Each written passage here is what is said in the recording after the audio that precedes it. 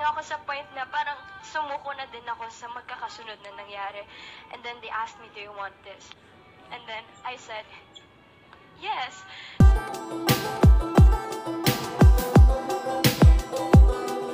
Catherine Bernardo, kitang-kita sa mata ang sakit na pinagdadaanan ngayon dahil sa paghiwalay nila ni Daniel Padilla. Sa isang naganap na interview, natanong si Catherine Bernardo kung ano para sa kanya ang ibig sabihin ng loyalty. Sagot ni Catherine, being contented at hindi pagtingin sa iba ang ibig sabihin para sa kanya ng loyalty. Kitang-kita sa mata ni Catherine na totoong may pinagdadaanan siya ngayon. Ayon naman sa aming nakalap na balita ay si Catherine mismo ang nakipaghiwalay kay Daniel Padilla. Bali-balita rin na totoong nalingat si Daniel kay Andrea Brillantes. Hindi raw ito matanggap ni Catherine.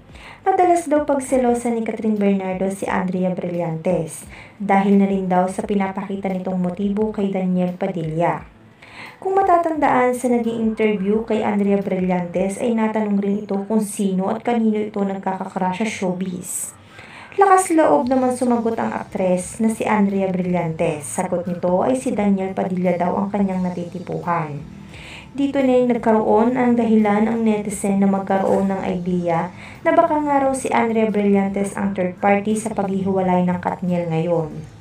Usap-usapan din kasi na nahuli mismo ni Catherine Bernardo si Daniel na nakipagkita ng palihim kay Andrea Brillantes.